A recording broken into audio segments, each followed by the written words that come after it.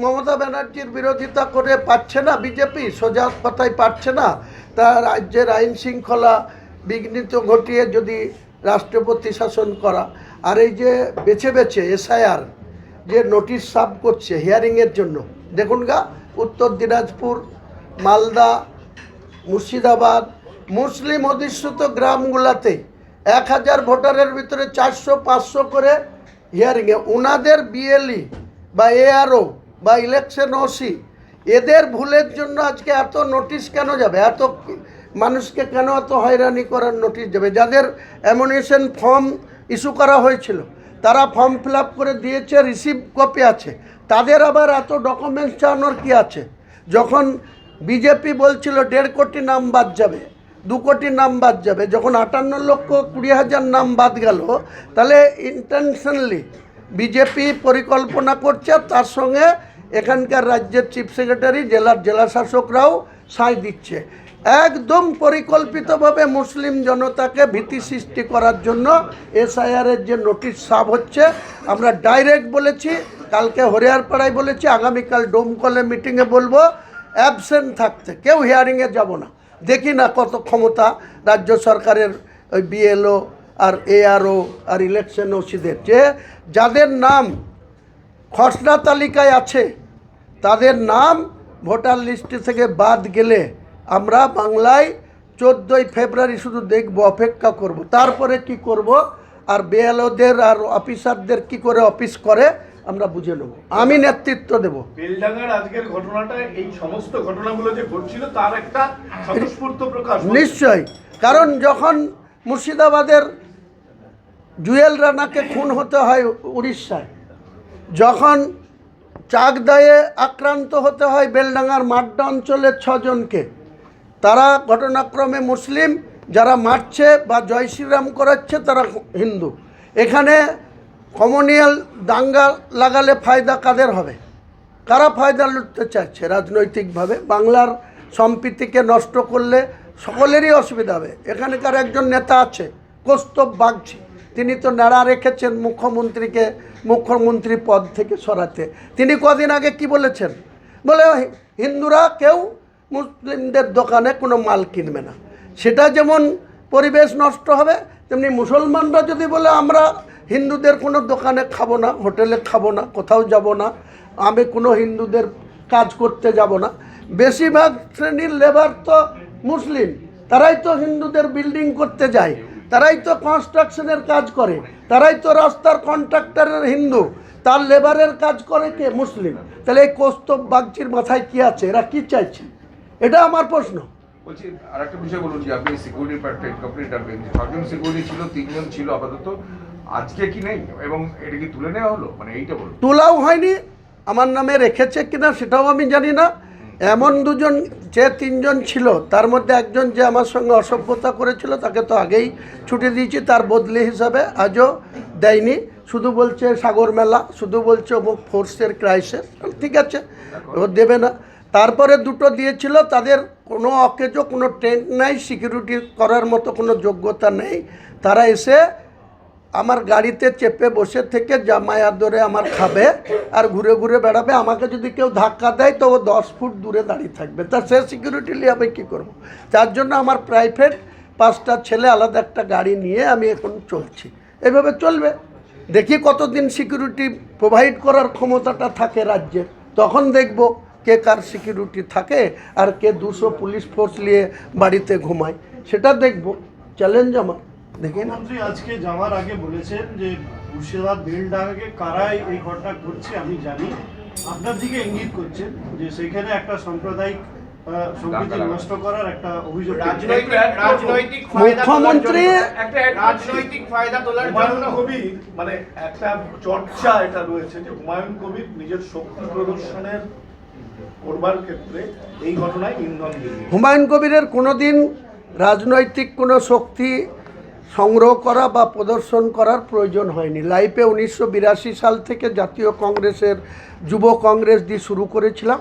ঘটনাক্রমে 1982 সালেই আমার গ্রাম ভার্সেস মানিকখোয়ার ঠাকুরবাড়ি হিন্দু গ্রাম, আমরা মুসলিম গ্রাম, ঠিক 300 মিটারের দূরত্ব, রাস্তা আরবিসিকে রোড, বহরমপুর থেকে রামনগর ঘাট, রামনগর ঘাটের এপারে নদিয়া, পলাশী আর বহরমপুর। সেই রোডে 13ই জুলাই 1982, যেদিন আমি যুব কংগ্রেসের একজন যুব সভাপতি ওই বেলডাঙ্গা 2 ব্লকের, সেদিন আমার জেঠতুতো দাদা গোলাম মওলা প্রধান, 77 সালে জ্যোতিবাবু মুখ্যমন্ত্রী, 78 সাল থেকে 82 সাল পর্যন্ত আমার জেঠতুতো দাদা সোমপাড়াওয়ানের প্রধান। 13ই জুলাই 1982 ডিজির নাম ছিল রমেন ব্যানার্জি, আমার ওখানকার এসপি ছিল কিষাম হালদার। এবং যখন 13ই জুলাই যখন গণ্ডগোল লাগে, প্রথমে রোজার দিন, 3টে রোজার দিনে আমাদের একজন বসির বলে একজন ব্যক্তি ছিল, সে কলকাতার মেচুয়াতে থাকতো। এখানে কোনো একটা ঘটনা ঘটিয়ে সে ওখানে গিয়ে ভিক্ষাবৃত্তি করে খেত। সেই বসির আহমেদকে যখন ষষ্ঠী দাস, গঙ্গা দাস, গোপিকারঞ্জন ঠাকুরদের নেতৃত্বে যখন তাকে তুলে নিয়ে গিয়ে মারধর করেছিল, তখন মুসলিমরা খেপে গিয়ে ঠিক 4টের সময় আসরের নামাজ পড়ে বেরিয়ে কয়েক হাজার লোক সশস্ত্র সেই ঠাকুর বাড়িকে অ্যাটাক করে দিয়েছিল, সেই মানিককর গ্রামকে। দিনটা ছিল 13ই জুলাই 1982। আমার এখনও মনে আছে, আমাকে নিজে দাঁড়িয়ে তীর খেতে হয়েছিল, একটা সাঁওতাল তীর মেরেছিল। তারপরে অনেক ঘটনা ঘটেছে। বেলডাঙ্গার ওসি ছিল তখন রেজিনগরও থানার কোনো অস্তিত্ব ছিল না, শক্তিপুর থানাও। আমি তো 2013-তে মমতা ব্যানার্জিকে বলে 5ই জানুয়ারি শক্তিপুর থানার ওপেনিং করেছি। রঞ্জিত চক্রবর্তী বলে একজন ওসি ছিল বেলডাঙ্গার, তার আগে ভূদেব দাস ছিল। ভূদেব দাস প্রচণ্ড কড়া লোক ছিল, তার বাড়ি কালীগঞ্জে ছিল, তিনি ছিলেন এসপি। কি অত্যাচার মমতা ব্যানার্জির পুলিশ, আমার সহকর্মীরা পড়েছিল। মুসলমান কোনো ব্যক্তি মসজিদে কোনো দিন জুতো পায়ে দিয়ে ঢোকে না, তারা জুতো বাইরে রেখে বা অন্য জায়গায় জুতো লুকিয়ে রেখে তারা মসজিদে ঘুমাতে যেত মমতা ব্যানার্জির পুলিশের রোশানল থেকে বাইরে থাকার জন্য। সেই সময় পিন্টু মুখার্জি বলে একজন ওসি ছিল, এখন দুর্গাপুরে পোস্টিং আছে, শক্তিপুরের ওসি ছিল। এই মুকেশ কুমার এসপি ছিল, মলয় চ্যাটার্জি বলে একজন অফিসার ছিল। তারা জুতো পায়ে দিয়ে আমার গ্রামের মসজিদে ঢুকে আমার সহকর্মীদের গ্রেপ্তার করে এনেছিল। তার জন্য আমার রাগে ক্ষোভে আমি কিন্তু 2018 সালের পঞ্চায়েত থেকে আমাকে প্রায় বাধ্য করেছিল মনোনয়ন ফাইল করার পরে 135টা গ্রাম পঞ্চায়েত প্রার্থী, 33টা পিএস প্রার্থী পঞ্চায়েত সমিতির, আর 3টে জেলা পরিষদের মধ্যে আমি ছিলাম। যে শাহনওয়াজ বেগম গত কদিন আগে তৃণমূলের জেলা পরিষদের সদস্য পদ দুর্নীতির জন্য, জেলা পরিষদের দুর্নীতির জন্য পদত্যাগ করে কংগ্রেস দলে জয়েন করেছে, এই শাহনওয়াজকে এই শুভেন্দু অধিকারীরা, এই মুকেশ কুমাররা আমার বিরুদ্ধে এত সাপোর্ট দিল উলঙ্গভাবে, পুলিশ প্রশাসনের সাপোর্টে। আমার ছেলেও প্রার্থী ছিল কংগ্রেসের পিএস প্রার্থী, আজকে সে টিএমসির প্রার্থী রূপে জিতেছে 2023-এর পঞ্চায়েতে। আজও টিএমসির পঞ্চায়েত সমিতির পূর্ত কর্মধ্যক্ষ আছে বেলডাঙ্গা 2, যার নাম রবিন, ভালো নাম গোলাম নবী আজাদ। তো এসব আমার জীবনে অনেক কিছু ঘাত প্রতিঘাতের মধ্যে আমি বর্তমান দুর্নীতিগত সরকারটাকে বাংলার ক্ষমতা থেকে সরানোর উদ্দেশ্যে যখন আমরা পলিটিক্যাল প্রোগ্রাম করছি, প্রতি পদে পদে আমাদের বিরুদ্ধে এমন সব কার্যকলাপ করা হচ্ছে। এমনকি আমার কাছে 6 জন সিকিউরিটি ছিল, প্রায় 6 মাস আগে 3 জনকে তুলে নিয়েছিল। আমি অভিষেক বন্দ্যোপাধ্যায়কে, মমতা বন্দ্যোপাধ্যায়কে ব্যক্তিগতভাবে অনুরোধ করেছিলাম, কোনো কথার কর্ণপাত করেননি। পরে 3 জন ছিল। এত বড় স্পর্ধা একজন সিকিউরিটি যার নাম জুম্বা খান, আমার বাড়িতে যখন আমি আমার ছেলে নিজে আমার অফিস ঘরে কথা বলছি, তখন উইদাউট পারমিশন সে আমার ঘরে ঢুকে আমার সঙ্গে তর্ক করছে, বিতর্ক করছে বাড়ি যাওয়ার জন্য। 10 দিন আগে ছুটি থেকে এসছে, 8 দিন বাড়িতে থেকে। আবার আরেকজন আবুল কালাম বলেছিল, সে যখন ছুটি থেকে ওই দিন 8টার সময় রিপোর্ট করেছে, আর 8:30টায় সে আমার ঘরে ঢুকে গিয়ে বলছে আমি বাড়ি যাবো স্যার। আলাপ আজকে বাড়ি যাওয়া হবে না, তুমি বাড়ির বাইরে যাও, ঘরের বাইরে যাও, পরে কথা বলছি। কেন যাবো না স্যার, আমি এখনই বাড়ি যাব, আমার বাড়ি দরকার। তখন আমার ছেলে তাকে ঘাট ধাক্কা দিয়ে আমার অফিস থেকে বের করে দেয়। সে যে শক্তিপুর থানায় কমপ্লেন করে। একটা ঘাট ধাক্কা দেওয়া কমপ্লেনে পুলিশ এত উৎসাহিত হয়ে এসডিপিও উত্তম গড়াই বেলডাঙ্গা, ওসি শক্তিপুর ইন্দ্রনীল মাহাতো, আইসি হরিয়ারপাড়া অরূপ রায়, এরা এত তৎপরতার সঙ্গে আমার বাড়ি ঘিরে আমার ছেলেকে উঠিয়ে নিয়ে যায়। আমি যখন পুলিশকে হুমকি দিই তখন পুলিশ আবার আমার কাছে কিছুটা হলেও পিছু হটে এবং একটা নন বেলেবল সেকশন দিয়ে কেস দেওয়ার পরে আবার পুলিশ দেখুন তাকে রাত্রি 8টার সময় ছেড়ে দিচ্ছে। তাহলে পুলিশের কার্যকলাপটা কীরকম আপনারা একটু দেখুন লক্ষ্য করে। আজকে যখন গতকাল যখন ঝাড়খণ্ডে আলাউদ্দিন শেখ বলে একটা ছেলে 10 দিন আগে কাজ করতে গিয়েছিল, তার বাবা অসুস্থ, পঙ্গু, বাড়ি থেকে উঠতে পারে না, সে কাজ করতে গিয়েছিল ঝাড়খণ্ডে, তাকে মেরে পিটিয়ে তার গলায় কাপড়ের ফাঁস দিয়ে টাঙিয়ে দেওয়া হলো। তার বডি যখন সকাল 8টায়, তখন আমি আমার লোকেশন বাড়ি থেকে 6টায় স্টার্ট করেছে, প্রায় রানাঘাট চাকদা পার করে আমি প্রায় ঢুকছি জাগুলি মোড়ে। সেই সময় আমার কাছে ফোন আসলো যে আমাদের একটা এরকম ছেলেকে মেরে দিয়েছে, তো আমরা রোড ব্লকেট করব, এনএইচ ব্লকেট করব। আমি নিষেধ করলাম যে এটা করো না, তোমরা আগে দুপুরবেলায় জানাজা করিয়ে কবরস্থ করো, আমি কলকাতা থেকে রিটার্ন আসি 6টা 6:30টার মধ্যে তোমাদের বাড়িতে যাব, মৃতর ব্যক্তির বাড়িতে যাব। ইন দি টাইম তারা ধৈর্য ধরল না, তারা ওখানে দলমত নির্বিশেষে হাজার হাজার মানুষ রোড ব্লকেট করে দিল। এখনও মনে হয় আছে, এসপি নিজে আছে, আরও অনেক অ্যাডিশনাল এসপি থেকে শুরু করে প্রশাসন আছে। আমাকে এসপিও ফোন করেছিলেন সাহায্য করার জন্য, আমাকে আইসি হরিয়ারপাড়াও ফোন করেছেন একাধিকবার। আমরা বারবার চেষ্টা করেছি। মধ্যেখানে অধীর রঞ্জন চৌধুরী, তিনি ঘোলা জলে মাছ ধরতে গিয়েছিলেন, তাকেও গো ব্যাক স্লোগান শুনতে হয়েছে ওখানে।